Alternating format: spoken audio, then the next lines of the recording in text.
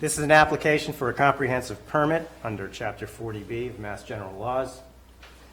This is to construct 62 rental residential units and 31 at-grade parking spaces at 134, 138 Babcock Street. Tonight is our first hearing in what will be a number of hearings, and there will be a process to the hearings altogether. And by the end of the process, what we would hope is that it will give the board an opportunity to understand the project and deliberate and make a decision. Tonight will be dedicated to administrative details. We will hear from staff, I assume about the Pell and other requirements for the application.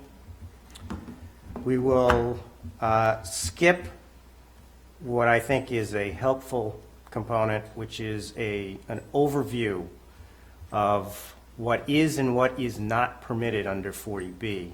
Unfortunately, our consultant is under the weather this evening, and we're hopeful that by the next hearing, which will be scheduled for June 21st, that she will be available to review the finer points of 40B for all of us. We, as a part of typical 40B proceedings, and to assist us with technical details, typically engage the assistance of peer reviewers. Although we haven't heard anything about the project yet, I'm going to take a shot in the dark that transportation would be one peer reviewer that we likely would need. Is there anything else that staff is recommending?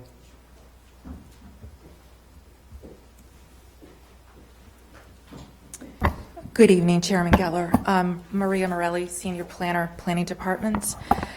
Staff is recommending that we have a transportation consultant, James Fitzgerald, and a sub, Art Stadig from Walker Consulting, who would be handling the parking, as well as Cliff Bomer, who would handle the site and building design.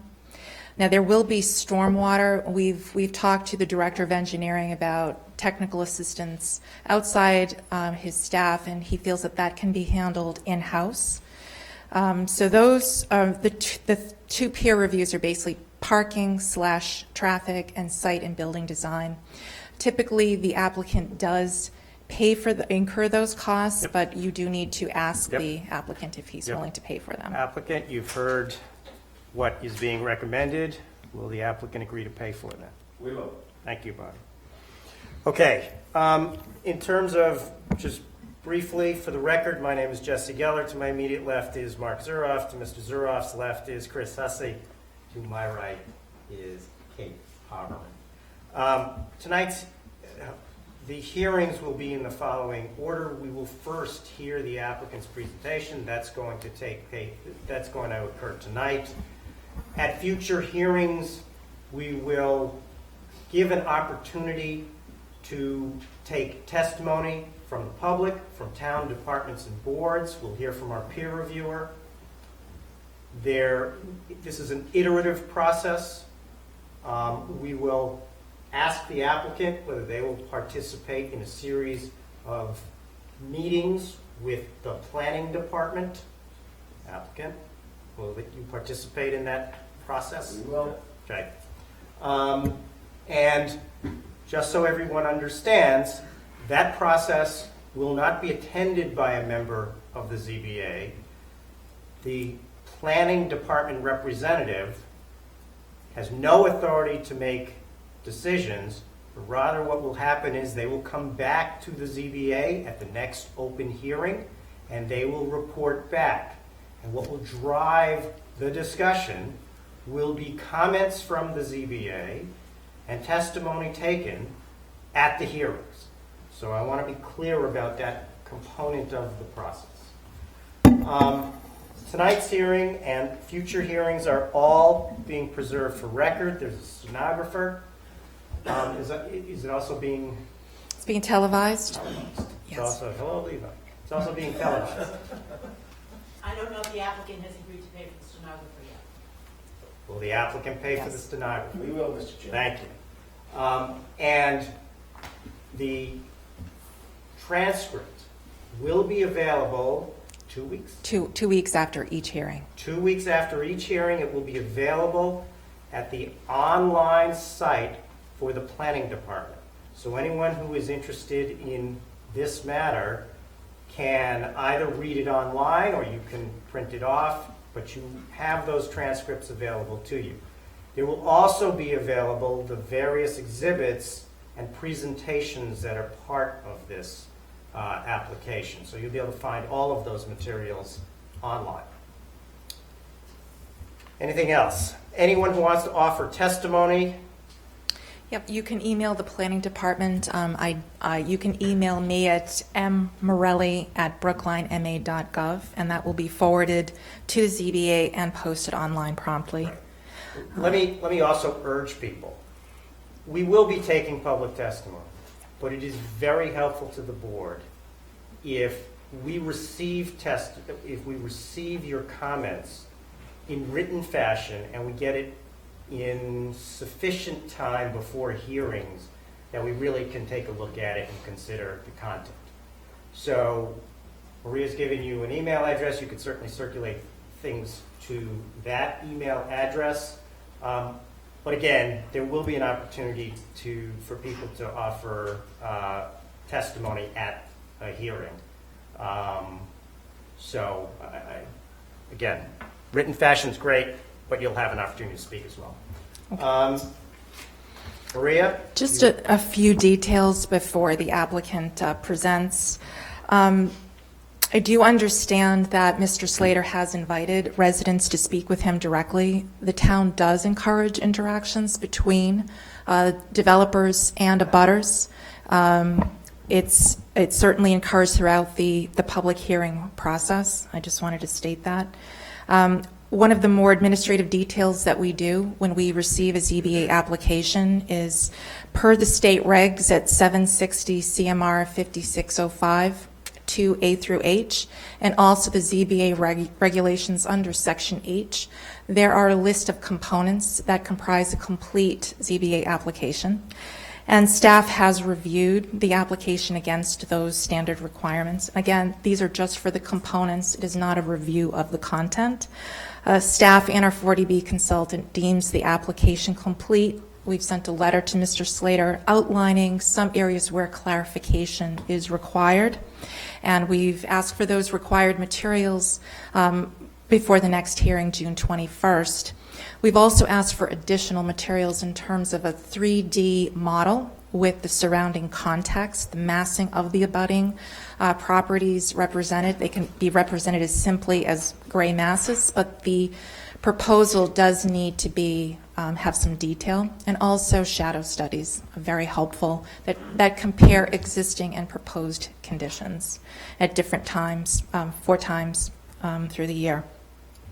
I also want to state that throughout this process, staff, boards, and commissions will be reviewing this proposal and giving the ZBA comments, and that can take place at the next hearing. We haven't exactly decided how that's going to play out, but normally the second hearing is when staff, boards, and commissions provide testimony to the ZBA. There are several boards actually would like to see plans as they evolve, so they can comment multiple times during the public hearing process. And I wanted to assure the public that staff will be looking at things very closely. You've discussed peer review. Throughout these reviews, there might be additional materials or visuals that would be helpful for the ZBA, and that can come out of those processes and would be made available to the public promptly. There is one other detail, and that has to do with a site visit. Normally, early in the process, a site visit is scheduled for the ZBA, and it is announced to the public. It would be helpful if you are able to determine what morning would work for you, and so we could just establish that date and time and announce it to the public. If you want to maybe wait. And let me just add one thing. The site visit is actually an opportunity for the board to walk the site. We would ask that the parameters of the structure be marked So we have a sense of height and where the walls will be, the corners will be.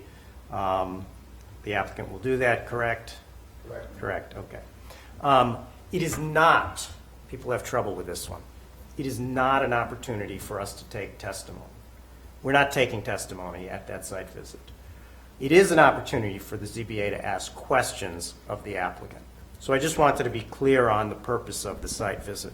Do people know their calendars? Of course not. Generally. Yeah. Great. What are we looking at? Maria? Beg your pardon? What would, What are,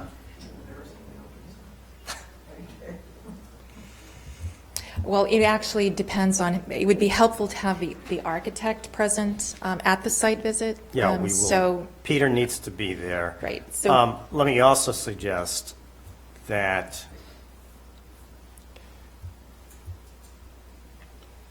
it is helpful, I'll take it back. What I was going to say was it would be helpful that we have a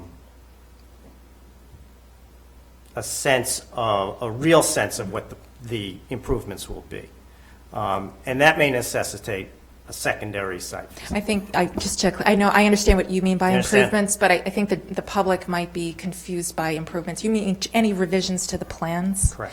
Okay, I haven't, addressed that. It's really up to the applicant to That's not what I discuss meant by these. improvements, by the way. Improvements, I mean the structure, where they're built, what they're building on site.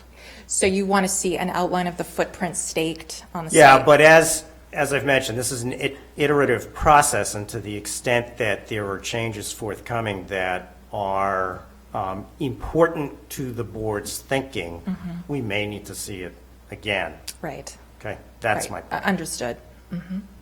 Okay, Okay, Dates. so Mr. Bartash might want to suggest some dates for the ZBA.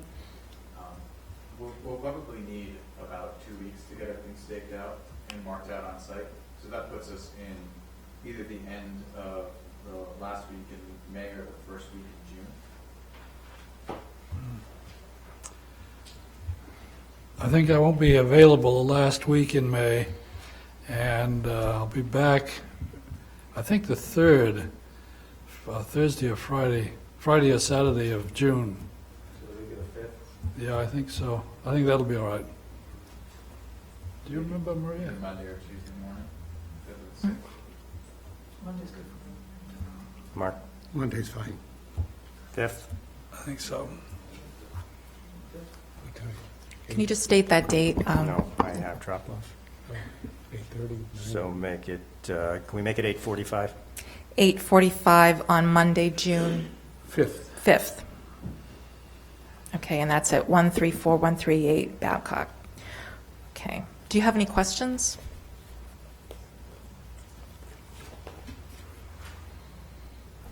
Bear with me, Maria. Okay. Any questions at this point?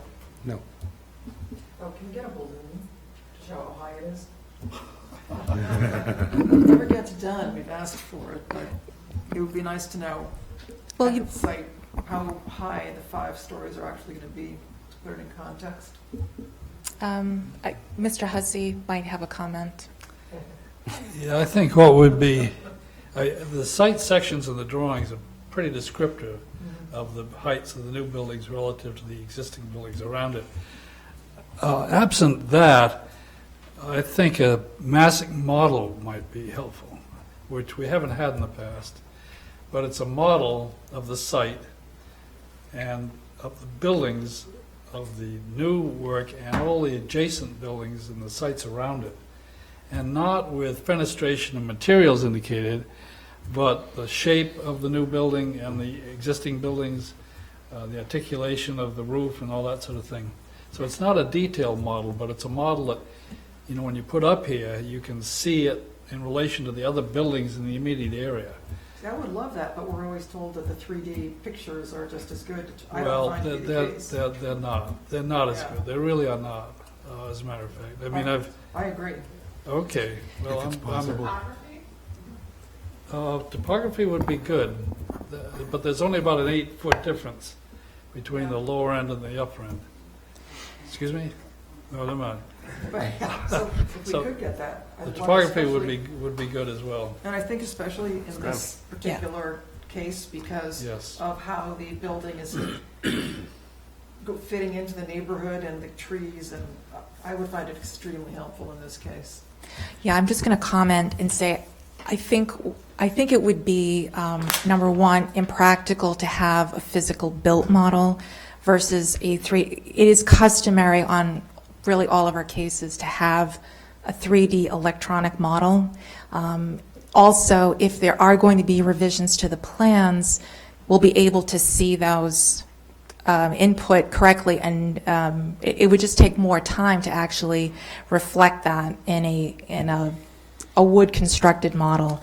So Yes. just to be consistent with how we're treating all of our major impact projects in 40B cases, I'd like to ask you to see if we can work with the 3D model, the electronic version, and have it as much detail, as much visual information that will help you understand the surrounding context. I mean, that has worked for our peer reviewers. It's also very accessible to the public because we're able to post it online. And I think that is also an important element for this process, the fact that it is accessible to everyone. So far as changing the model is concerned, doesn't need to be wood. It could be made out of a dense foam core material, and that you can shape and change as time goes by. The 3D model, you have to then think, okay, is this going to be from the north, east, south, west? Is it going to be from ground level, from halfway up the building level to the higher? You really need about a dozen or 24 3D model generations to have an adequate sense of what's going on. I know you haven't done this in the past, and I haven't pushed it, but I think in this particular case, there are a lot of different structures around this property that are quite different from each other. And absent the developer and the architect having cogent reasons why they cannot produce or should not produce the model, by tendency would still push for a massing model. I would agree with Mr. Hussey, despite the fact that there is a nice feeling of doing the same thing in every case. We've asked for it in just about every case, and we get the same answer, but I've never been really happy with the results because I'm much more visual in the 3D ability to see it. And I do think in this particular case, it would be very helpful if the applicant would do it, to give it to us in that base, as long as it, in medium, as long as it is one that can be manipulated. Will the applicant agree to do it? He's saying no. Maria, what do we do in 48 cases? I've not seen a massing model. I think I haven't seen one on any major impact projects, as far as I can remember. Okay. You know what I'm going to say? Well, hang on a minute. Let me push back a little bit more. So what exactly is the objection to having a physical massing model? And also, let me say, if we haven't done it in any 48, it's not the same as to whether we can. The issue is whether we can do it, and I'd like that to be researched before we give that up and say we aren't going to do it. Mr. Engler, tell us who you are. For the record, Jeff Engler from SEB, Affordable Housing Consulting, representing Mr. Sam Slater and the applicant in this case, Babcock Place LLC. First of all, the model you're requesting hasn't been done, nor asked, perhaps asked of, but not done on any other 40Bs that have been before this board in the recent past. And as Maria indicated, it's not asked of any of the other major mixed-use projects before the town. I would also say the detail is, compared to what can be done electronically in a 3D modeling basis, is apples and oranges. It's difficult to manipulate. Every time something gets changed, it's not going to be, unless you did it like expansively for a whole neighborhood. As you know, and I've said many times, I'm involved with lots of 40Bs in lots of towns, lots of projects taller than this. I haven't seen it done on any other 40B project, a physical model. And it's quite costly. I think the applicant will be more than generous in all the peer review that's asked of relative to professionals, transportation, parking, engineering, architecture, more than generous, which is an effective process and has served this board very well on the other 40Bs. A physical model is not an effective use of time or money in this context, nor will it provide any more detail. I would suggest it would misrepresent more than what we can do visually. So that's our position on that issue. So if I could be helpful, I mean, our role here is to help people, the ZBA, and the public envision what will take place. We're very sensitive to that. And we have a lot of experience trying to ensure that the visuals are represented accurately and that they are represented with enough detail, with enough site sections so that people do understand where the impacts are going to be. I do want to remind you that on 48 cases, you rely a great deal on the planning board. And we have excellent architects, experienced designers on the planning board who actually wish to review 40B cases a little more frequently as the plans evolve. The planning board has never requested a massing model, but they're able to give you effective comments that I think might help guide your discussions. So if we could just work with the system that we have and provide the visuals that you need. Let me make sure I understand. The planning board has the right to offer testimony, just like any other town board Correct. or department. You're not proposing that we introduce the planning board as some advisory body, which would in Not- fact be very unusual for a 40B. Not at all. Keep in mind that boards, you take the place of all local boards. They understand it. However, if a board realizes that the plans have changed, they may wish to, like the Transportation Board has requested to review plans as they get revised. The Planning Board has expressed that. It might be a second meeting. We do schedule a meeting with the Planning Board so that they can review the proposal and submit comments to you. In the past, they have expressed an interest in reviewing plans. If they evolve, if they are revised in a substantial way, they would like the opportunity to give you comments again. They have that opportunity, so. Right. Okay. Mark, do you have a thought on this?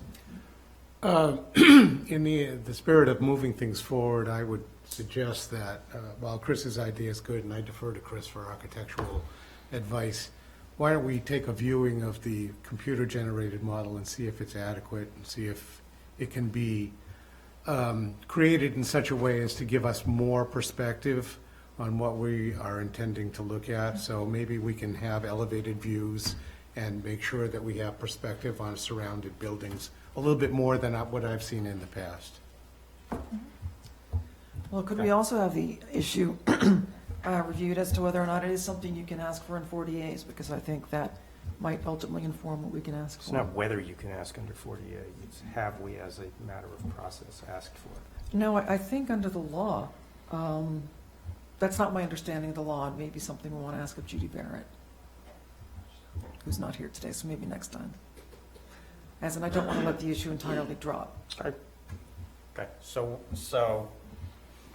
we will reserve rights with respect to that issue. Okay, other questions for Maria? No? Okay, thank you, Maria. Can I be heard on that, sir? Can you be heard on that? Yeah. Not at the moment, but, You're not gonna let us speak tonight? how far are we, can you tell me, I don't know that we're going to get to public testimony tonight, I no. want to make a comment actually on this. So, Mr. Chairman, typically, and I've actually submitted a letter to some community members Right. for which I have email addresses, and you saw a copy of that. Typically, the first hearing is administrative in nature. And so it's really a matter of introducing the ZBA and the public to the application and the proposal, going through some administrative details and sharing an overview of how this public hearing will take place. And if Ms. Barrett were here, she would be giving us an overview of the 40B process. So it's purely technical. I think people's expectations were that there wasn't going to be public comment per our usual how we typically handle a first hearing. Right. And frankly, I think the board sort of needs to get its feet wet with the project, so that, frankly, the testimony is more meaningful to the board and they have a better understanding of what the project is and what they feel the weaknesses are. And we may actually have questions from members of the public. So there's a certain logic to it. If you have a technical question, I don't mind a technical question. There's just a comment on the site sections, that's all. Go ahead. My name is Dan Hill. I'm an attorney in Cambridge, and I represent the abutters on Stedman Street. You asked about site sections. Site sections were actually provided. Mass Housing asked for them during the PEL process. I don't know if you guys know that. And they attempted to provide site sections, but they're inaccurate. So we would ask that the board ask for site sections, accurate site sections, that include the Stedman Street abutters, because there is a drop-off. It's not 8 feet. It's actually more like 12 or 15 feet. And it's very important for you to see that differential as well as the vegetation that's on the property line. There's a bunch of trees on the property line. Maria, have we asked for this? So remember that, as I stated, that application completeness refers to components. We're not looking at content when I report to you on application completeness. Obviously, there is going to be a rigorous review by staff, boards and commissions, and the peer reviewers. And one of the things that we will be looking at is the accuracy of the content and if we need additional visuals to understand this proposal in its totality. Good. Thank you. Okay. Administrative details done. If somebody has something else? No? Okay. So, Mr. Allen, who is Mr. Angler? Thank you, Mr. Chairman. Well, I've already introduced myself, and I'll keep my comments brief. I think I just want to provide a little bit of context to the board prior to the presentation tonight. Since the time that we filed our application with the board, even before that, and tonight, we've had 2 what I would call formal neighborhood meetings, as well as many other communications, emails, phone calls, what have you, between my client and the neighborhood to understand concerns, issues, thoughts, suggestions, so that we can begin to analyze and synthesize some of those issues and see how we can incorporate as many as possible in the eventual plan. As this board knows, it's infrequent that the application as submitted looks exactly like it did coming out at the end of the public hearing process. And we expect this process to be no different. But in consultation with town staff, we think it was important to present the project as submitted to this board this evening. But I think it's important to recognize that we've already started to think about the next iteration, if you will, based on what we've heard from the neighbors and my client's intention to, as I said, incorporate that. And I would also suggest that, as this board well knows, there's been a lot of 40Bs in Brookline over the last, 2 years, give or take. So the 2 applications before, or the one tonight before the board, has the benefit of a lot of the kind of critique, criticism, pushback, peer review that's happened on the other applications. And moreover, the architect tonight that we'll be presenting has been the architect on some of those other 40Bs and has had the opportunity to work with town staff and Mr. Bomer and the board. So we're optimistic and confident that we have the benefit of some of that history and precedent in the town relative to this application and the process moving forward. And we look very much forward to engaging in that. And as Council Hill indicated, things like that about, understanding topography and understanding relationship to abutters and context, that's important. We don't dispute that for 1 second. And doing it electronically and really reflecting accurately the topography, reflecting accurately differences between lots can be done that way. And certainly it's things like that really need to be looked at very closely as we go through the process, and there's certain areas of sensitivity that require, frankly, more attention than others. So With that said, we'll turn it over to Mr. Bartash, and he'll walk the board through the presentation. Thank you. Thank you.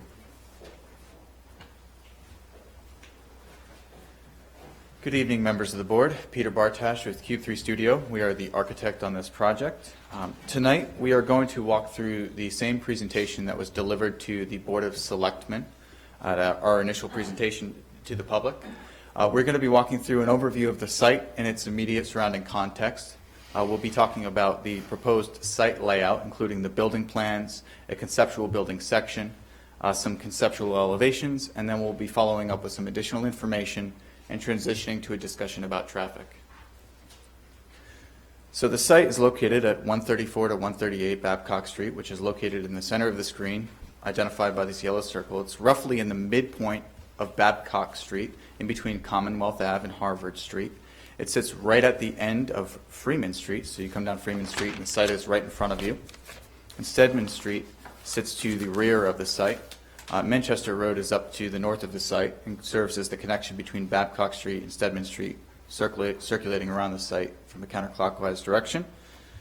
Getting a little bit closer, here we do see the site. It is 21,486 square feet, which is 0.493 acres. The boundaries, in terms of this page, north is directly up on the page itself, just so we can understand the solar orientation. Along the north, the combined length of the two northern property lines is 181.33 feet.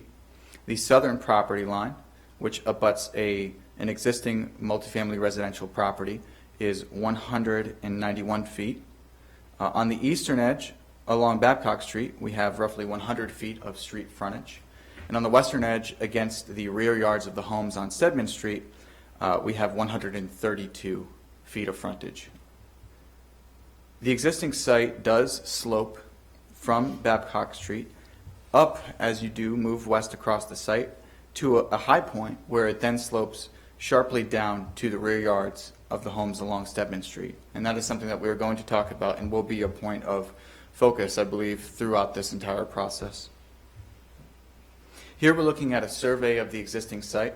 You'll note that there is an existing multifamily residential building that sits roughly in the kind of right of center here, looking at the site. And there is an auxiliary structure that's also a multifamily building to the rear of the site at 138. For the purposes of this proposal and this application, both of these lots are considered one lot, and this is one project on one lot. You'll note that there is an existing abutter here at 140 Babcock Street, and that home and this property will also come into the conversation as well quite frequently throughout the process. Peter, before you go off that plan, could you go back to it for a minute? Could you show us where the grade differential is from Babcock Street? And it goes up to 12 feet, somebody has said. Can you indicate where that 12-foot point is? Sure. So there are really kind of two stages of slope. There's a relatively significant and short rise off of Babcock Street, which gets you up several feet to right around the front edge of the existing home. And then there's a gradual slope from that point all the way to the rear of the property until we meet the rear property line. That is the high point in between our property and then the lower elevation of the rear yards on Stedman Street. And we'll start to see some of that in the section which outlines how these properties relate to one another. And as was suggested earlier, as we gather more information about the site and the topography, we are working to refine those sections to continue to improve their accuracy.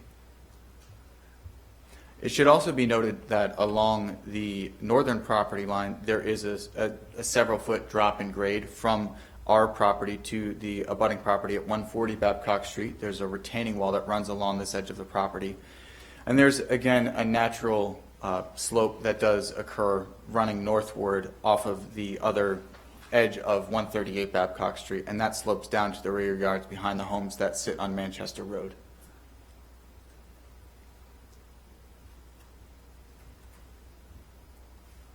Also, Peter, how much parking is on the existing properties, if I may? Existing parking. I don't have that number offhand, but we can bring it. Yeah, if you could bring that next time, please, I think it would be useful. Sure. So looking at the heights of surrounding buildings, this exhibit just discusses the heights of the surrounding buildings in terms of floors. It's because the construction types of the residential, both single-family and multifamily homes, are different than the construction type of the proposed project, and also different than the construction type of some of the other buildings, such as the adjacent multifamily immediately to the south of the site.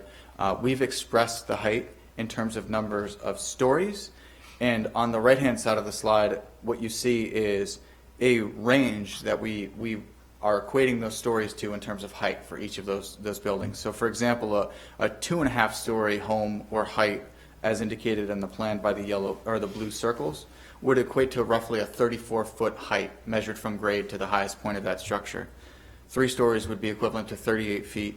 3.5 stories would be equivalent to 42 feet, and 4 stories would be equivalent to 45 feet.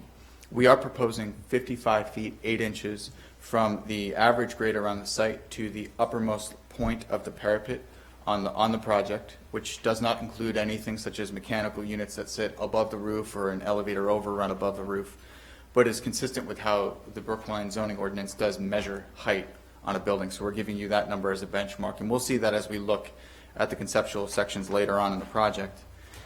The site, again, is outlined in yellow here, and what you do see with these 2 dashed white lines that run along the site and through the site, these are representative of the longitudinal and cross sections that we have cut as we've begun to explore the grades and relationship between the proposed building and the grades. And you'll note that we've taken the longitudinal section through Babcock Street all the way through to Stedman Street, and we'll be looking at the cross section from the existing building next door to the site all the way through to the lower elevation of the homes that sit further down Babcock and along Manchester Road here. These are the conceptual sections I was speaking of. So when Mass Housing asked us for this information, they were attempting to understand where we planned to set the level of the parking garage, and they were also trying to understand the relationship of the existing grade to the proposed condition. So though it's a little difficult to see in this format here, there is an orange line that does run along and above the proposed grade, and that represents the existing grade today. The section on the upper portion of your screen is the longitudinal section where Babcock Street is on your right-hand side and Stedman Street is on your left-hand side. And the section at the bottom of the page is the cross-section, which shows the existing multifamily building to the left-hand side of the project and the existing home at 140 Babcock to the right side of the proposed project. Again, we're looking at 4 floors of wood frame construction over a non-combustible parking podium, and the overall height, as I mentioned before, is 55 feet 8 inches. The parking podium will be 14 feet 1 inches from the parking slab to the top of the podium slab, which forms the first residential floor, and every residential floor from the 2nd floor of the building up to the 5th floor of the building is 10 feet 8 inches floor to floor, which are common for this type of construction. The elevation of the parking garage is driven primarily by the location and elevation of Babcock Street. We are restricted in terms of the ability to set the elevation of the garage too high or too low relative to the street based on ramping requirements to get from the street into the garage. And here, what we've chosen to do is to take the parking garage elevation and set it as close to the Babcock Street elevation as we could comfortably fit, so that by the time you get to the rear of the site, the rear edge of the parking garage is buried beneath the existing grade, and it is what we would call a reverse retaining condition, meaning that from within the garage, we are looking at walls that are retaining the earth behind the garage and that are outside of the footprint of the building. Again, I mentioned the slope at the rear of the property, and that specifically is the slope that the cursor is circling in the longitudinal section to the left-hand side of our proposed building. At this location, there is between a 10 and 12 foot grade change between our property and the homes, the rear yards of the homes along Stedman Street. The area in question that was referenced by Attorney Hill and mentioned several other times in the presentation is specifically the slope of this area, as well as the separation distance between the existing homes and the proposed building. At the time we prepared this section, we had very little information, and we were starting to formulate an understanding of what's happening in this location. We're working to refine that understanding again and improve the accuracy of these sections. As we look at the section on the bottom of the page, the cross section, you'll note that we are right up against the edge of the existing multifamily building to the southern side of our site, and that is a 3.5-story flat-roofed building. What we've done is we've created a setback at the upper floor of our building to start to draw a relationship to the height of the existing building to the left of our project here. And you'll note that the existing home at 140 Babcock Street is at an elevation that is set lower than the proposed elevation of our parking garage here. Site context.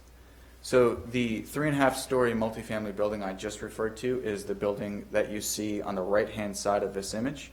Here we're on Babcock Street. We're traveling north. This is looking northwest on Babcock Street. We're just going to keep going down the street here so you can see a range of some of the other homes and the character of the street itself in this general area. Here we're standing almost directly in front of the southeastern corner of the site, and we're looking. The site in this image would be to the right of the screen. This is the home, the existing multifamily or multiple occupancy building that sits at the corner of Freeman Street and Babcock Street. This is the existing building on site. So here we are looking at the southeastern corner of the proposed project site. These are the existing parking spaces that Mr. Hussey was referring to earlier. This is the existing curb cut that accesses both those parking spaces, as well as parking to the rear of the existing home and parking that's adjacent to the auxiliary structure that's out on 138 Babcock Street. So this is that point of access. Here you can see the existing grade that is in the front portion of the site, and again it does continue to rise as you go back to the rear of the site. There are existing street trees out in front of the site, as well as a sidewalk network that does connect all the way up and down Babcock Street. Here the proposed project site is to the left-hand side of this image behind these trees.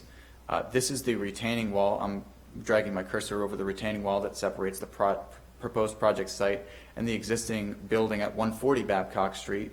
You can see, based on how this driveway is cut into the grade, a similar condition where the lower parking level is recessed into grade and then the residential floors exist above that parking level. The difference being that we are not proposing any outward-facing retaining walls that would face toward the abutters or residents around the project. This is the multifamily complex that is directly across the street from the proposed project at the corners of Freeman Street and Babcock Street. So the site would be, our proposed site is behind us in this image, and we're looking directly across the street at 3.5 stories of flat roof construction, masonry, language of brick, punched residential openings. Here, we're actually moving a little bit more north on Babcock Street, and the project site is to the left of this image by one additional home. So 140 Babcock Street is immediately to the left of this image, and these are the homes that sit further down Babcock Street. You can see Victorian style pitched roof architecture. We're going to keep moving through. This is the home that is directly across the street from the two that we were just looking at. So again, our project site is on the right-hand side of the image here in kind of the background of the image, because we're further up Babcock Street, getting close to Manchester Road here. And now we're finally starting to turn the corner onto Manchester Road. So the reason this image is important is because really this project isn't just going to have a presence on Babcock Street. It is going to have a presence from the surrounding community on all sides based on the relationship of grades from the proposed site to the existing grades around the project, but also because of the relationship of existing homes and trees in that entire neighborhood. So here, what you can see in the distance of this image at the almost the very center through these trees, that's one of the existing structures on 134 to 138 Babcock Street.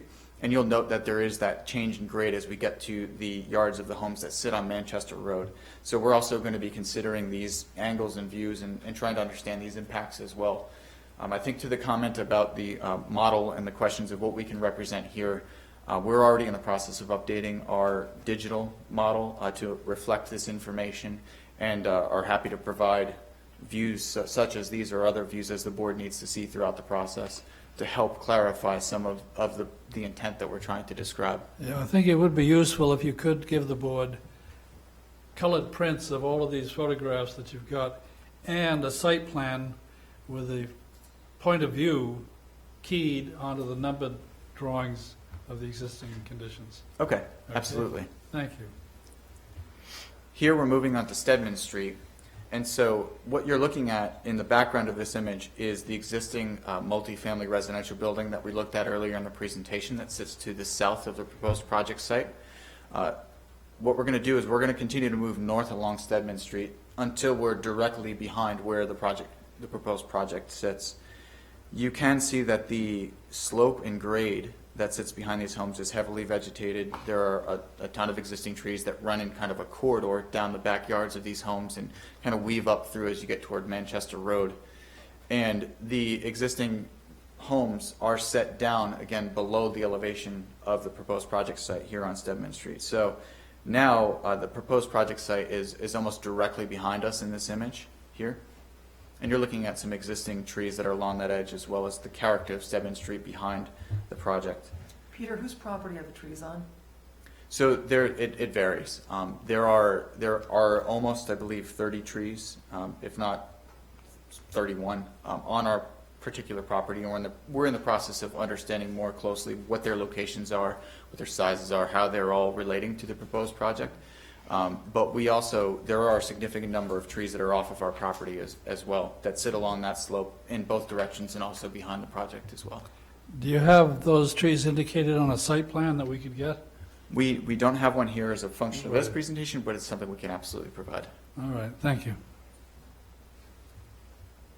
So in terms of the proposed design, so we're proposing 62 units and 4 floors of wood frame construction over 1 floor of parking. The floor of parking provides 31 spaces, all of which are set at the level of the slab. There's no semi-automated parking in this proposed project. It's all flat parking. We're looking at a mix of studios, 1s, 2s, and 3s. There would be 28 studio units, 24 one-bed units, with 4 of those units being one-bed, one-bath den units, 2 two-bed, two-bath units, and a total of 8 3-bed, 2-bath units. Again, all of this information is, I believe, publicly available, as this presentation was delivered to the Board of Selectmen and should be available up on the website. So all of this information does live there for anyone who's wishing to take notes or try to understand more about the metrics of the project. This is the conceptual elevation or perspective of the project taken from the intersections of Freeman Street and Babcock Street.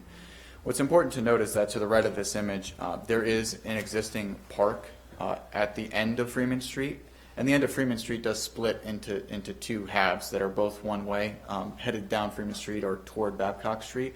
So right now we're standing in the one-way curb cut that sets you on a path down Freeman Street. What we're looking at here to the left and kind of ghosted into this image is the existing multifamily building to the south of the site.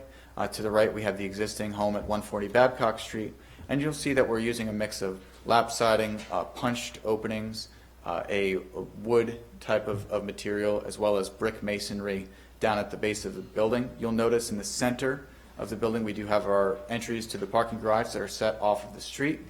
There is a club and leasing space at the lower corner of the building here, set out against Babcock Street.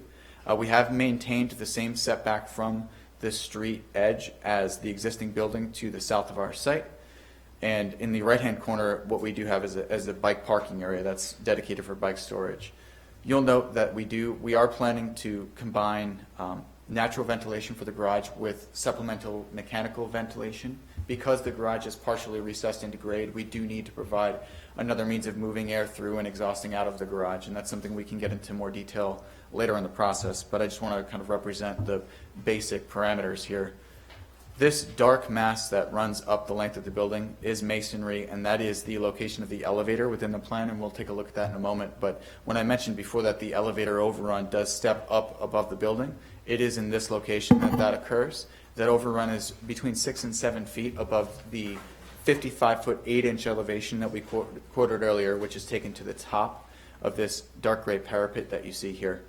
So we're going to look at a couple more perspectives. We'll look at some plans and elevations, and then we'll start to talk about traffic. Here we're further on down Babcock Street, looking southwest at the site. Ghosted into this image in front of you is the existing home at 140 Babcock Street. You will note that these conceptual images have not been adjusted or updated to take into account the existing topography or the proposed topography. That is something we are working on. It's something that we will be bringing to future presentations. You'll note, again, as we looked at in the section, that we are stepping back the upper floor. We are changing materials at the upper floor. This is really intended to be designed as a base, middle, top configuration where we do have a strongly defined base, a clear body of the building, and then the top of the building itself. The proposed project does wrap around the rear of the home at 140 Babcock Street, and we'll note that in the plan as we get a little further along. Here, we're standing on Stedman Street looking at the project, and as I did mention, this model has not been updated to reflect the grade differential between the proposed project site and the homes along Stedman Street and their properties, and that is something that we are going to bring to future presentations. Ghosted in front of you are the general massing of the homes that do sit along Stedman Street, and we will be looking in detail about the relationship between our building, the homes along this edge, as well as how our building relates to the existing multifamily residential building to the south of the project, which is again up in the right-hand corner of this image, back behind all of these homes. Looking at the building plans, so for the purposes of orienting everyone, to the right-hand side of the page, we do have Babcock Street running north and south. North is again just directly up on the page. To the west, or the left-hand side, are the existing homes along Stedman Street, and to the south we have the existing multifamily building. So the standard width of our building, that is in the form of an L, is 63 feet. So there's a 63-foot end of the building that is exposed up on Babcock Street, is set a little over 9 feet from the front property line, and the front property line is set at the back edge of the sidewalk. The end of the building that faces toward Manchester Road is also 63 feet wide. The longest elevation of the building is the elevation that faces south toward the existing multifamily building on the south-hand side, and that elevation is roughly 170 feet long. The elevation facing the homes on Stedman Street is roughly 113 feet long, and then there is a 107-foot elevation that faces the existing home at 140 Stedman Street. You'll note in the plan that we do have our entry to the garage centered on the ground floor of the building. It is set back a little over 30 feet from the edge of the street itself. We are proposing to relocate the existing curb cut and widen the existing curb cut slightly to accommodate the new driveway entry. It would be a 24-foot curb cut. Directly to the plan south of the garage entry, we do have the lobby and leasing space that we looked at earlier. That connects directly to the elevator and a stair core that run up through the length of the building. To the north of the garage entry, we have a bike parking room. We also have our main service rooms and our accessible parking. And to the north of that, outside of the building footprint, we have an off-street loading zone that does connect back into the garage, as well as our site transformer and our stormwater management system proposed in the open space to the north of the building. Here you'll note that we have our double-loaded drive aisle with parking on either side, a utility room in the lower left-hand corner of the plan, our main trash room in the middle of the rear of the plan that does connect to a trash chute that extends all the way up through the building. It's designed so that there can be access from this chute out to the loading area for off-street pickup and loading of trash. And then we have our other stair core, which does run up through the building, that sits in the upper corner of the plan that I'm circling with the mouse right now. Looking at our typical residential floor plan, you'll see that the cores we just talked about do stack up through the building, and we have a typical double-loaded corridor configuration with units on either side of a corridor that connects both of those stairs, the trash room, and the elevator. Here we're looking at the typical floor plan from floors 2 through 5. You'll note that the number 62 is not easily divisible by 4. At the second floor, we do have 2 studio units that are set over and above the leasing and amenity space on the planned southeast corner of the building. As we get to the upper floors, those units are combined into a single unit, a 2-bed unit that sits at the corner of the building all the way up. Here we're looking at the roof plan. We're proposing rooftop mechanical units that are each dedicated to an individual unit in the project. So there are 62 of them, plus between 3 and 4 to serve the common spaces within the building itself. All of those units are centered over the corridor. You'll note that we're calling out the elevator overrun, which we looked at in the first perspective. You have your roof hatches that allow access up onto the roof itself, so there's no stair tower that pops up above the surface of the roof. And then we do have our vents for our trash chute indicated in this plan as well. Looking at the building section, this is just an enlarged view of the building itself that we looked at in context with the site earlier in the presentation, so I've already described what we're seeing here. Looking at elevations, so the street elevation from Babcock Street, in an attempt to describe what is closest to the street but also to show what is, again, considered part of this eastern-facing elevation, you'll note that there are two levels or two tones to the elevation. The left-hand side of the elevation is that 63-foot wide space that does sit up against Babcock Street. To the right-hand side of the image where we have the elevation ghosted into the back, that is the portion of the building that sits behind the abutter at 140 Babcock. So the clearer or darker of the two elevations is the elevation here that's closest to the front property line, and the secondary elevation is the one that's back here after we turn the corner on the building.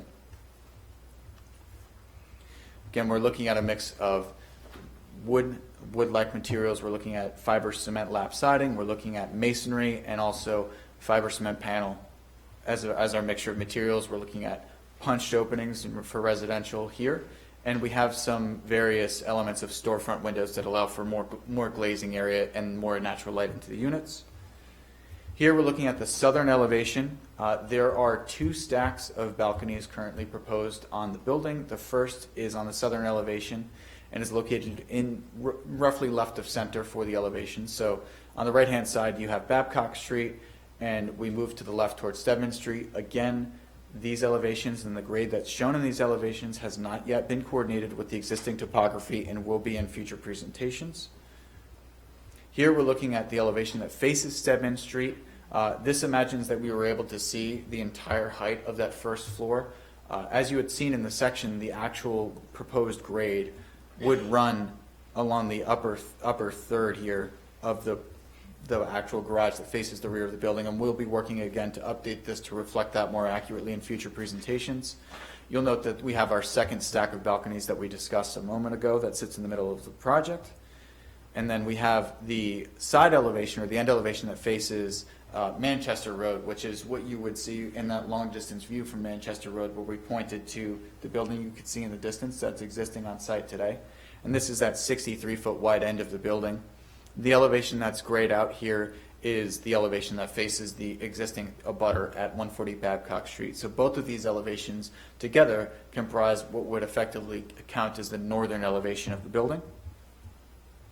And now we're ready to talk about traffic. Would you prefer to ask questions about architecture now or wait until we're... Yes, I would like to ask one question.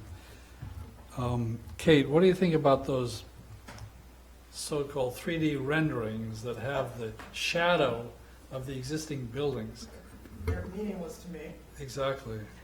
I'd rather see the real existing buildings overlaid over those, because that's what you're going to see.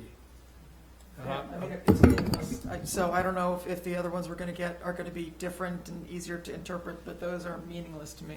So if I may, Chris. Sure, go ahead. Yeah, so at the time that we created these images, it's at the beginning of the project, we're trying to understand and evaluate the relative relationship of the project to the community. We're trying to represent the project and help everyone understand what the building is. And we don't want to go to the extent of making all of those buildings look real so that you can't even see what it is we're trying to talk about. In future presentations, when we look at renderings of the building, we will be developing them to a higher level that will be more representative and accurate to the existing context, that will have that context shown in full so that it's not just see-through and transparent, and that would enable you to get a better sense of how this building does relate to its context. So these are just a very early snapshot from the process. Well, let's go back to one of those views and that's got the shadow volume in front. Yeah, like that, for instance. Go back that, for instance. So this is the existing adjacent house. Yep, that's correct. And so, I mean, I agree with Kate. I'm not sure that it tells us much. It does tell us what these elevations are going to look like, but you're in fact not going to see them because of this house being in the way and also the trees. That's correct. I don't want to put the trees in, but I guess the question for the board is, would it help to make this into a real rendering of the real house with the materials, fenestrations? I think he's telling you he's going to do that. That's correct. Well, the problem I have is you're always picking the the angle. So, I'm like, well, do I want to see it from down there? What if I want to see it from flat? So how do I get to choose the angle at which I see it?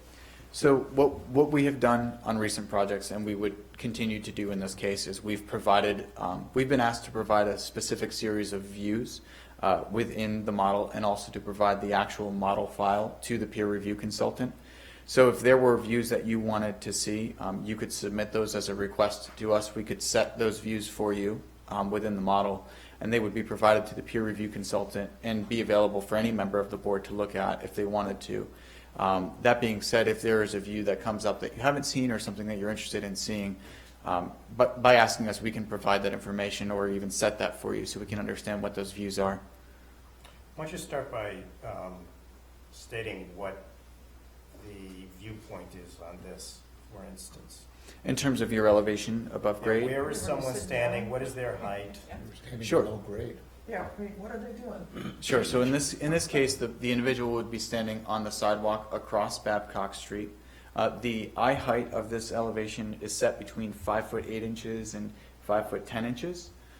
And I think what you're asking, Ms. Boverman, is why do things look the way that they look in these images? So typically, when in real life you have 3-point perspective, where your eye is seeing lines that are moving to a vanishing point that's both above but also to either horizon line. And in the case of these images, we've taken these and put these into what's called a 2-point perspective, so it's artificially straightened out the lines of the building to be vertical. So in the future, as we're looking at these elevations and looking at these images, we can reintroduce that third perspective to help these feel a little bit more representational based on what you would actually see. But in this case, you're looking straight across the street at that 5'8" level with a roughly 35-foot wide field of vision, which is generally what you perceive on a primary basis before your vision transfers to kind of what's in the periphery. Also, Maria, in the Crown and Shield case, they were able to do something where you could basically fly around and get the perspective you wanted at any time. So that was helpful because you could do that exactly. Is that something that we're going to be talking about here? Because that was helpful. Right. So I just want to clarify, one of the reasons why we like a digital model is because we're able to better assess a pedestrian scale. And when you're looking at say like a wood model or a constructed model that's physical, to get more of the surrounding context, the individual structures have to become smaller and smaller. And then you get this unrealistic perspective, which can be really misleading. Now, what's really important to us is not only the abutters experience and what they experience when they're in their bedroom or their kitchen or walking on their property, what happens at that street level. That's important. Now, what you saw with the Crown and Shield case, and what I'm assuming Mr. Bartash will be, how he'll be producing this model, that was, on the Crown and Shield case, I believe it was done in SketchUp. And because the software is free, anyone can download SketchUp, look at that model, and they can play with it. So you don't have to be an architect with very expensive software to look at the model and really look at any angle that you want, whether it's a little bit higher or at street level, and different perspectives. So it does give members of the public and the ZBA a little more flexibility in looking at the views that they want. I just want to ask Mr. Bartash what software he would be using. And we would be using SketchUp and be providing a SketchUp file to the town per its request.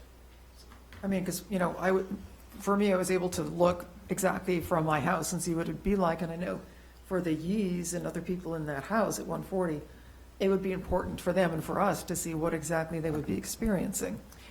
That is correct. I mean, we would want, and certainly we would want to specify maybe some refinements too, so that the Yees were able to see. I mean, one advantage of, I think, the ghosting, and I know it's not ideal, but that can be just one image in addition to others that you see. But the Yees will have that perspective, even if you're across from the Yees house and you see that their structure is blocking out some of that massing, they're not going to have the benefit of that buffering. So I just want you to keep in mind that as we go through this, We do want to make available a 3D model, and also, as we evaluate it, give feedback to the architect to zone in, maybe provide a little more detail and other view sheds as well. Is that helpful?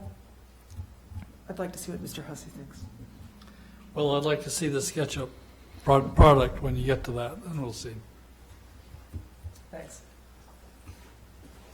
Another opportunity to provide additional perspective that I'm sure we can, I mean, what we're talking about here are all renderings and rendered images. What we have the capability of doing as well is taking a real photograph and putting the building to that photograph as opposed to rendered images of Right. neighbors and whatnot.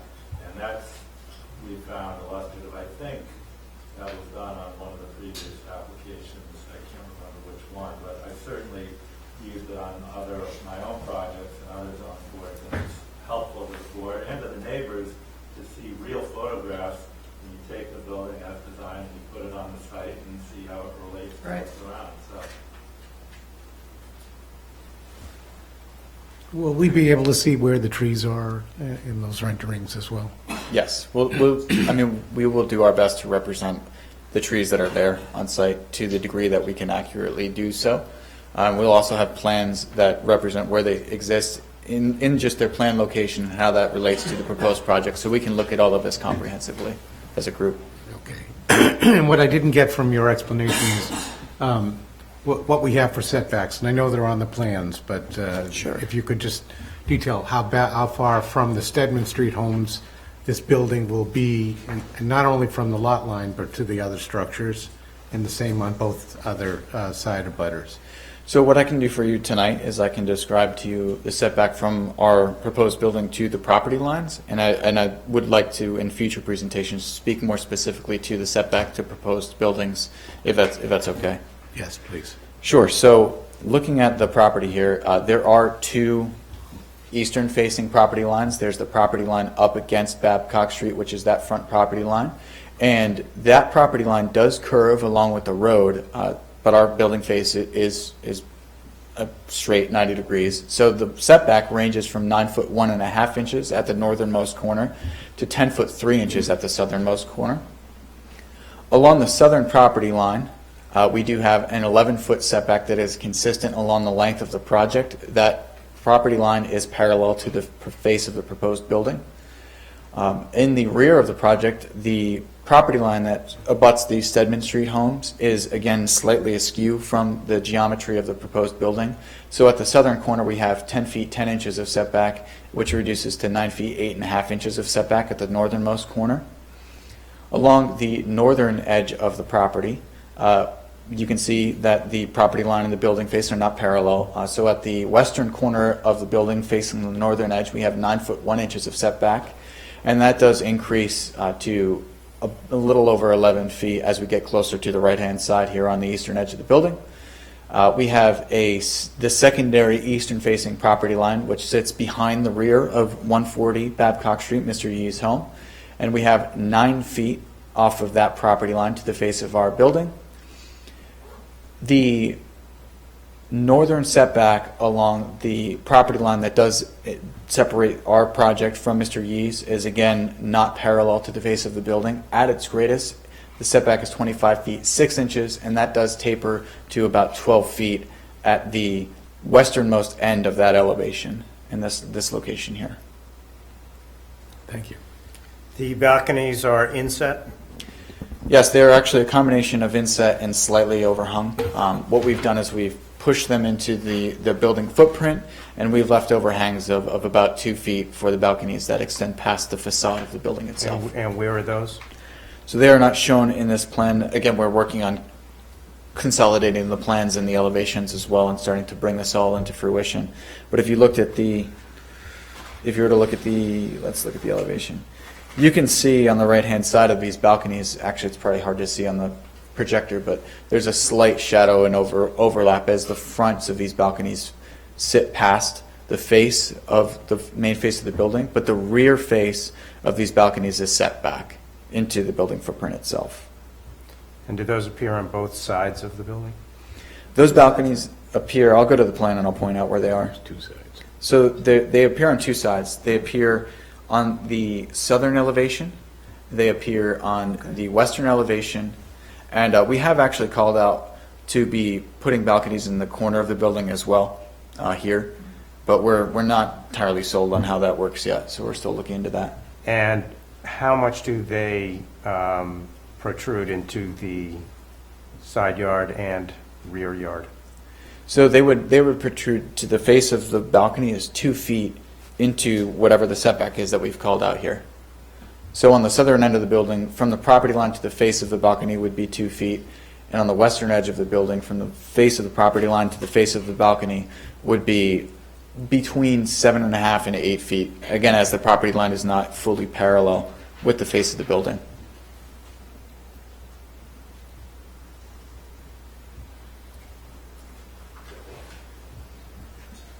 Have we asked for a trash narrative or received one? So Mr. Maloney will need to be reviewing a trash narrative early on, and that's part of maybe the testimony that will be provided. Because I am concerned about the small size of the trash room that you have based on the size of the building. And based on previous cases we've worked on with you, I don't want it to come up at the last minute where there are possible problems with the size of the trash room. So I just want to raise that as an issue. Understood. Thank you. Other questions at this point? Go ahead. Okay. We'll bring Sean Kelly here to talk about traffic. Thank you, Peter. Good evening, Mr. Chairman and members of the board. For the record, my name is Sean Kelly. I'm a traffic engineer with Vanass & Associates. On behalf of the project team, I'd like to thank you for having us before you tonight. What I'd like to do tonight is take a few minutes to walk you through our traffic study, how it was conducted, what our findings were, what our recommendations are. Then I'd be happy to answer any questions that members of the board may have. I think Peter did a great job describing the site location, but again, just to orient ourselves, we're located on the west side of Babcock Street, directly across from Freeman, Commonwealth Avenue to the north, and Harvard to the south. The study that we conducted was done in accordance with all state and industry guidelines. The first stage was we did what we call an assessment of existing traffic conditions. We went out and did some traffic counts. The locations that we did counts are depicted on this image here.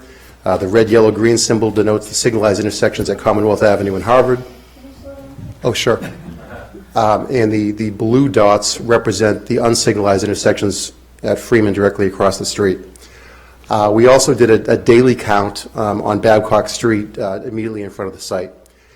The counts that we did were done during your typical hours for a residential project. We looked at the weekday morning peak hours, 7 to 9. We looked at the weekday evening peak hours from 4 to 6. And the reason that we look at these time periods is these are the time periods when residential traffic is at its highest. What the data showed us is that the morning peak hour generally occurs from about 7:45 to 8:45. The evening peak hour generally occurs from about 4:45 to 5:45. On a daily basis, Babcock Street carries approximately 6,200 vehicles per day. During peak hours, that number varies from about 550 to 600 cars. Traffic is actually split fairly evenly in the morning and evening. That is about 55% to 45% traveling in either directions. There isn't a real high distributional split during either peak period. In addition to collecting traffic data, we also went out and looked at some of the safety characteristics. We went out and looked at the motor vehicle crash history for each of these locations. And the reason we do this is we compare that data to the state average to see if any of these locations are what we would call an above average crash rate. None of these locations were. They're all well below the crash rate. That is to say that the number of collisions that are experienced are below what you would expect for an intersection of this type with the volume that travels through it. Which intersection are you talking about? All of them. Wait, including the Com Ave in Babcock? Correct. Yeah, so what it is you look at the number of collisions and then you look at the volume that goes through it a typical day. You break it out into an annual number and it tells you how many crashes you have per million entering vehicles. And per the state guidelines, all of the intersections in this area actually are below the state average for crashes per million entering vehicles. We also did what we call a speed study, where we did the daily traffic count immediately in front of the site. We put a road tube out to get the speed of traffic along the corridor. The speed limit out there is 25 miles an hour, but what we found were the 85th percentile speeds, which are what we use for design purposes, were slightly higher, on the order of 26 to 28 miles an hour. We utilize those speeds to ensure that the sight distance at the driveway location is adequate. And what we found is that for the topography that's out there and for the vehicle speeds that exist today, the sight lines are adequate for what the driveway is. That is, we provide the required sight distance in both directions to meet the federal guidelines. We also did an inventory of the public transportation that serves the site. The site is well served by public transportation. You have the Green Line both to the north and to the south. There are also bus routes that are operated by the MBTA. And as I get into later, we certainly expect that a significant percentage of the project's traffic will be public transit in nature. The next step is we take the traffic that we collected and we project that out 7 years. It's the state requirement. We call it what's called the no-build horizon. So we look at traffic as we expect would exist in the year 2024. And really there are two components to this. The first is simply general background growth, not attributable to any specific development. So we take the volumes that we collected, we apply a compounded growth rate, and we grow traffic every year over those 7 years. The second component is traffic associated with specific developments that are either in the pipeline, under construction, or have been approved. We did contact the planning staff, and they identified 6 projects to be included in our study, and just to walk through them quickly.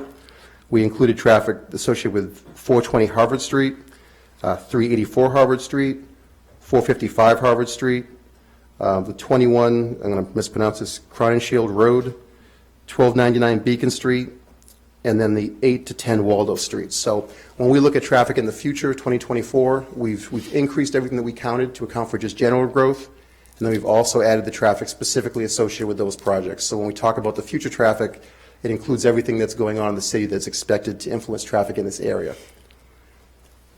As far as the project itself, we rely on data that's published by what's known as the Institute of Transportation Engineers. This is the state and federal guideline in terms of how much traffic a project will generate. And what the ITE does is they publish rates, trip generation rates. And these rates tell you that for a specific development, and there are many types, whether it's office, residential, commercial, based on the size of a project, how much traffic you can expect. We ran the numbers for a typical 62-unit apartment building, and this is what the ITE numbers equate to. And these are the numbers that we used, and in a minute I'll get into why these are conservative. But Does this take into account that there are 30 parking spaces or not? I'm going to get into that in 1 second. So basically, if you had 62 apartment complexes in the middle of a suburban area with no public transit, no walking opportunities, things of that nature, you would expect that you would have 500 daily trips. That's 250 cars coming and 250 cars going. And then in the morning, you would have 34 trips, 27 leaving, predominantly people going to work, and 7 arriving. And then in the evening, you would have 52 trips, mostly inbound, people coming home from work, 34, and people leaving, 18. These are the numbers that we used for our analysis, and we did it purposely to be extremely conservative. And there really are two reasons that this is conservative. The first is that we took no reduction for the number of trips that are at the site today. And as Peter pointed out, we have multifamily residential there today, so there are residential trips.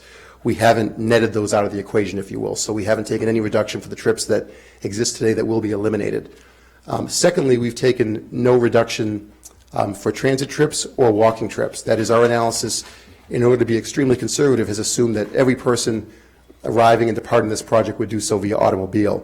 And when you look at it, you can see why the analysis is conservative. We have 34 vehicles entering, and obviously that's more than we're going to have at a 31-space parking garage.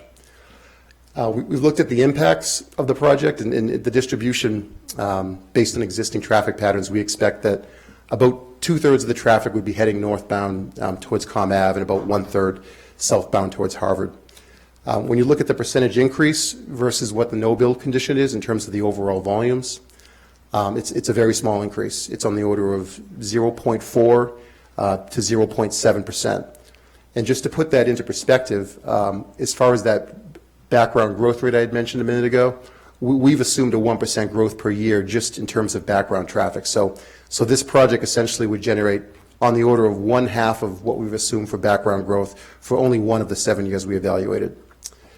We looked at the impact to traffic operations at the intersections that we evaluated, and this is essentially the what we call levels of service, how they operate, and delays, and really the impacts are minimal. Even using this very conservative approach, in the morning, 27 exiting is your predominant move. In the evening, 34 entering is the predominant move. We're talking about one car every other minute, coming from two directions. And again, this really is about, based on census data, is probably double what you're going to see. The census data indicates that really almost half the trips in Brookline are either public transit, bicycle, or walking. So we're confident that the assessment is even with the minimal impact, is highly conservative. Our recommendations, are really focused primarily on access. We're recommending that the access drive be a minimum of 24 feet in width from the parking area. We're recommending that the access drive be placed under stop sign control with the appropriate signage in accordance with Manual of Uniform Traffic Control Device criteria, painted stop bars on the approach to Babcock Street. We are recommending that any landscaping or signage that's proposed to the vicinity of the access drive be placed in such a way that it does not impair sight lines either to the north or the south. As I mentioned, we did evaluate the sight lines based on the vehicle speeds along the corridor, and the sight lines out there well exceed what's needed, so there's no safety issues.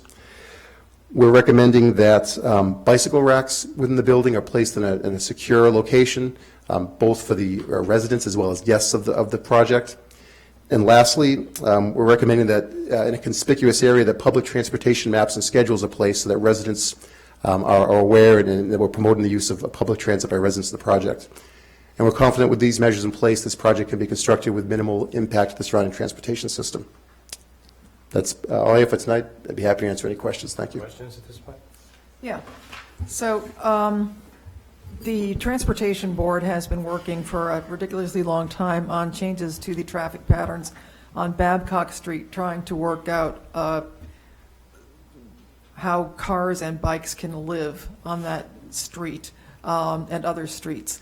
An analysis was done of traffic on Babcock as a result. Did you have access to that when doing your? We have not reviewed that document. No, I'm not familiar with it. Okay. In any future analysis that's done, could you review that? Absolutely. Their findings found, among other things, that the busiest part of Babcock Street is in between Freeman Street and Manchester, which is, well, you know where it is, the first road off of Babcock.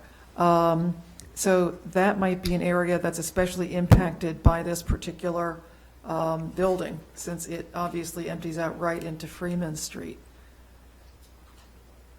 In addition, as you probably know, the building would be just a block away from the fire department. Has there been any analysis of how traffic analyses are changed when a fire department is a block or so away?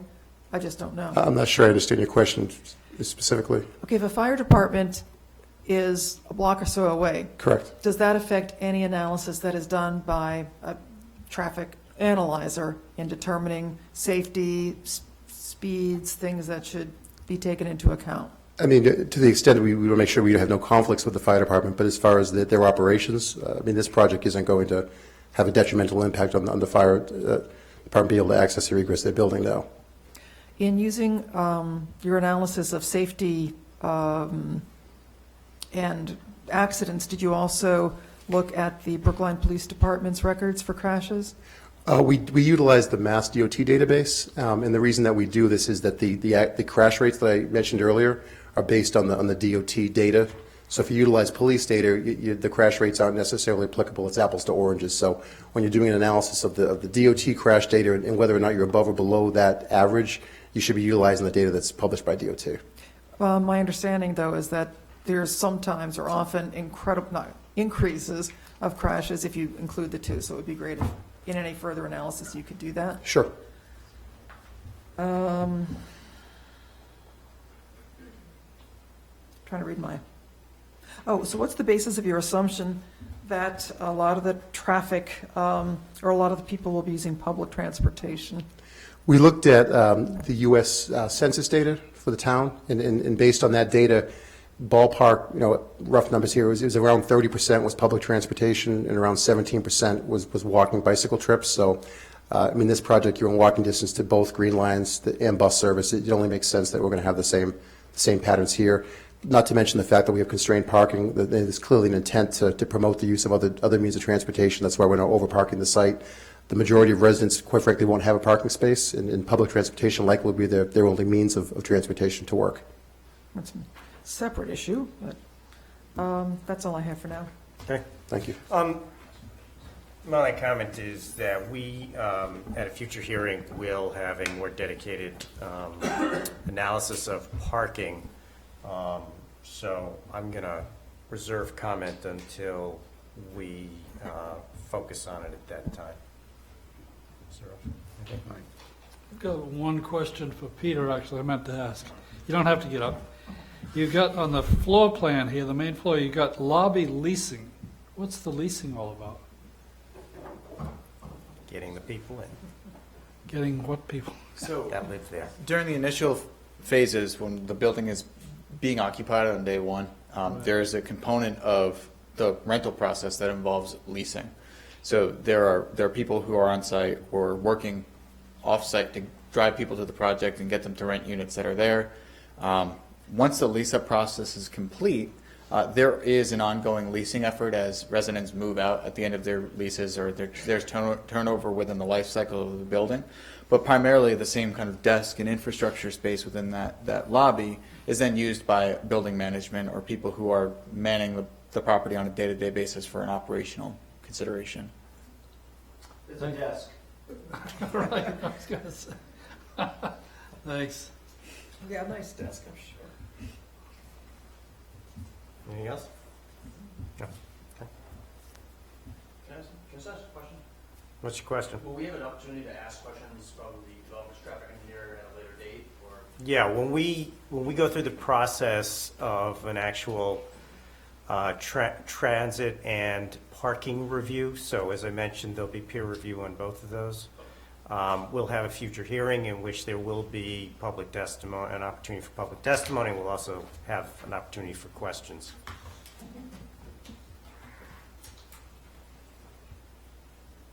Anything else for transportation?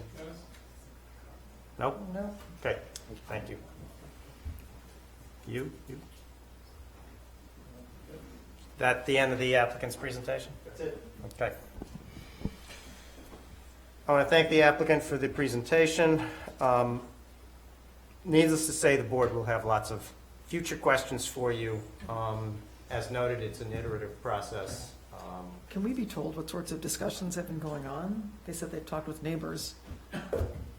Wouldn't that be helpful for us to know what's been going on there? I'll ask them, but I'm going to assume they're so preliminary that they're not going to assist us in any fashion. And frankly, I think that we're going to lead the process rather than utilize that. The reason I say it is one of the things in this new guide we got, it says that it's a good idea to point out issues as soon as possible so that they can be worked on. And I'd love to know if some of the issues I have with the project are ones that are already being addressed. I'm not sure they know yet. Peter? I will say that the conversations we've had to date are extremely preliminary and have not driven much of outcome I could talk about here now, but that the comments that we've heard in those meetings are consistent with the comments that were submitted in writing to the planning department and to the ZBA. So those comments are available for your review, I believe, and they are consistent with what we've been hearing firsthand. So they relate to size, mass, design? Correct. All of the above. Okay. Okay. Maria, do we have anything else for the agenda for this evening? No. Okay. Again, I want to remind people that our next hearing is June 21st, same time, 7 p.m. Do we have a sense of topics? At this time, it would be testimony from staff, boards, and commission. Okay, so just for people who have not attended one of these hearings before. The agenda is a little bit in flux. We try to be right when we tell you something so that you can plan in the future, but sometimes we're wrong. The intent now is that at the June 21st hearing, we will hear from town boards and departments. Hopefully that actually turns out to be the case. If it's not, we'll hear from those that have responded, and we will reserve another date to hear from the rest. We also have coming up, and I'll remind people, on June 5th at 8:45 on site, a site visit. Members of the public, again, are welcome to join us. We're not taking testimony, but you're certainly welcome to join us. Maybe.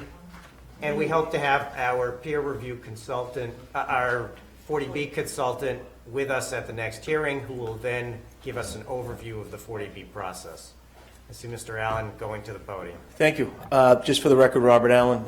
Maybe Cliff could actually come to that June 5th site visit if he's available. Sometimes we schedule him separately, so we'll just discuss his availability, but it's preferable that we have it separate. Okay. Mr. Allen, other? That's it. Thank you. Okay. I want to thank everyone for joining us this evening, and we will see you again June 21st or the 5th. Thank you.